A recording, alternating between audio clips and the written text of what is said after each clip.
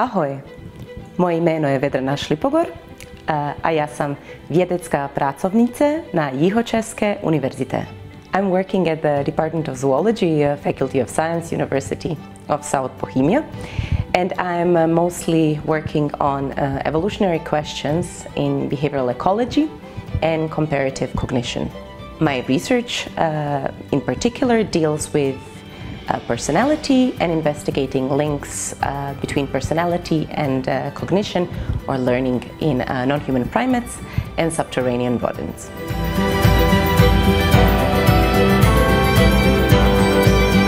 The level of research here at the Department of Zoology and in general University of South Bohemia is excellent. There are some really top-notch scientists working here, and I had pleasure to meet some of them. And what I really like is the statistical aptness of people, the scientific excellence, scientific rigor, and also the productive discussions that I have been witnessing in the seminars as well as lab meetings. So it is something that is really striking for the level, so the scientific level is really high, I would say. My previous doctoral studies and first postdoctoral project was in University of Vienna in Austria, and I had previous experience also in France as well as Brazil. And during these times I actually already started collaborating with Dr. Martina Konečná, who is working here at the Department of Zoology, University of South Bohemia, and together with her and her Ph.D. students we already developed several projects, and for me it was really interesting to continue developing them. We actually explored a lot social personality traits as well as proximate basis of personality.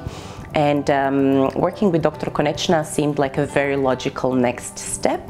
Once University of South Bohemia opened a call for postdoctoral fellowships, I applied, and I was lucky that I was selected as first on the university level, and this offered me the opportunity to actually come here and continue working with Dr. Konečná.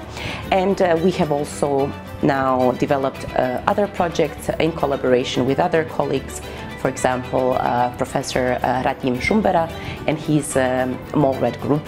So for me, University of South Bohemia really offers a lot of opportunities, not only in terms of the great office space and different free activities, but also because it has mole rat facilities which are basically instrumental for our work, and it has also a lot of labs where we can do the molecular or physiological analysis, so it is perfect.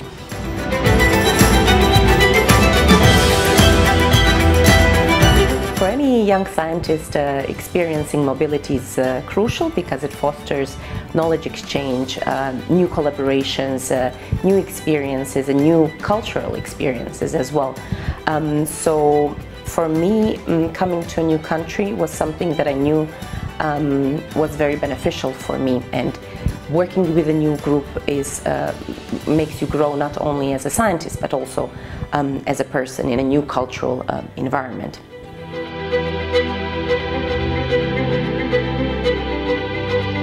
During my work at the University of South Bohemia, I also had many opportunities to visit international conferences where I could present my work, different kinds of meetings where we could discuss and productively collaborate on certain topics.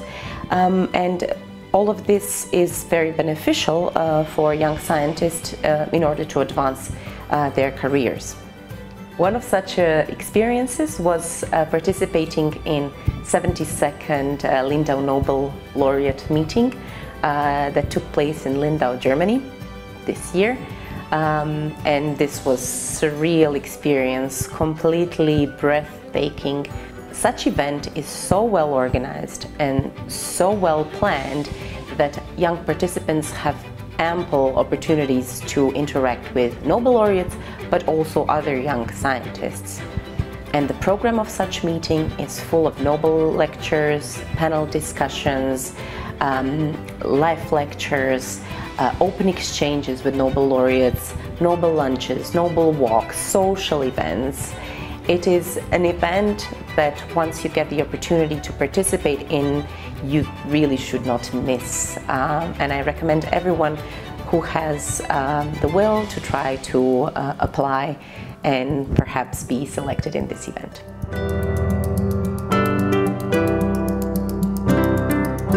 72nd Lindau Nobel Laureate meeting was such a surreal, out-of-this-world experience for me because I could interact with Nobel laureates and more than 600 young scientists from all over the world, exchanging experiences, giving each other feedback on our work. It was truly tremendous. In this meeting, I actually had a little notebook where I wrote everything that was happening over there. It's this notebook over here. And I wrote everything about about the lectures, about their advices, about their sometimes difficult pathways. And I think it will be a wonderful reminder for me in the years to come on their wisdom and on following in their advices. So for me, it was really an experience of a lifetime.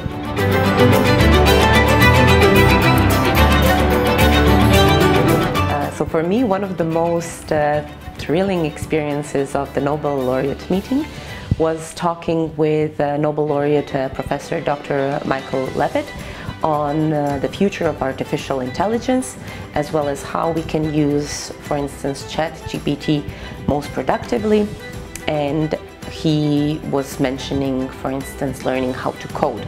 And this conversation that we had took over throughout the coffee break and then well into the next session. So we couldn't stop talking. It was so interesting and really, really nice to share experiences, to share our thoughts. And it was really face-to-face, one-on-one conversation. So really remarkable. One really interesting and exciting moment during the conference happened when a group of us young scientists were taking some photos in front of the conference venue, and all of a sudden there comes Nobel laureate William Kaelin Jr. and hands me over what I thought at that moment was a large chocolate coin wrapped in golden foil. And I take it, but it's very heavy, and I look a bit better, and it's his Nobel Prize medal in my hand, and it was beautifully made. I couldn't stop looking at it, and we were all in a big shock, and he just laughed. He just laughed and took many photos then with us, with the excited group, but it was truly incredible experience to hold it in the hand and to see really the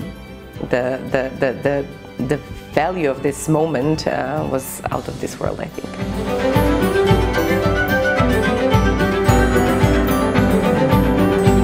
I hope that in the future years I will continue to do what I'm interested in, that I will continue to study multi-level individuality in non-human primates and subterranean rodents, maybe expanding the species, and most likely also expanding the question on maybe a bit more proximate basis, maybe physiological or genetic basis. And what I hope is to establish a productive research group and hopefully eventually become a university professor. While this is not an easy path, I know that I need to follow the advices that Nobel laureates gave, and this is to be creative, to be curious, to think critically about my work, to do science rigorously, to see if there is some exciting results, to be able to see it and to think about it maybe out of the box, what it could mean for the general public, for the world in general, and to communicate these findings with not only scientific community but also with other people who need to know about when such exciting discoveries happen, and have ethical integrity, collaborate with others, and do the best science possible.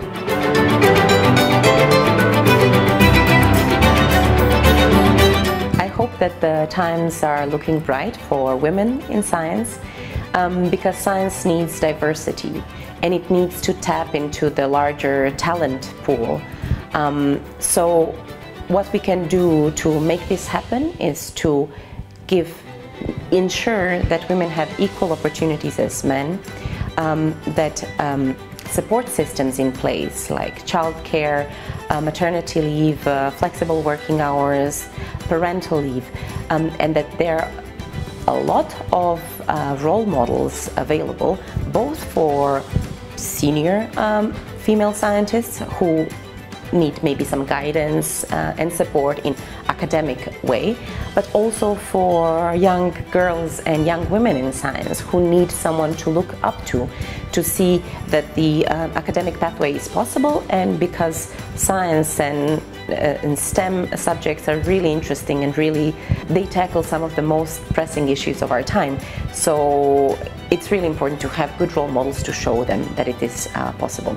For other women in science and scientists in general, I wish that they follow the advices that we got at the Lindau Nobel Laureate meetings from the Nobel laureates, that we should be curious, be creative, try to collaborate with others on the questions that we might not know, talk about our science, both to the other scientists as well to general public, be critical, do rigorous science, and most of all, have ethical integrity, as well as be open about our science and really try to share the findings as wide as possible. In the end, I think that this is what will drive the science forward and what will all eventually make this world a better place.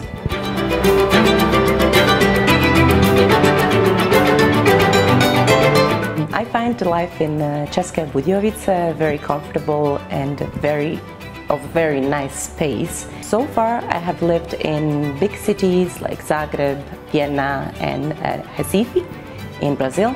And I really appreciate that in Budějovice you can get anywhere in the city in 15 minutes. The level of cultural, musical, culinary offers is great for a town of this size. There are a lot of different sport options as well as different activities in and around the city.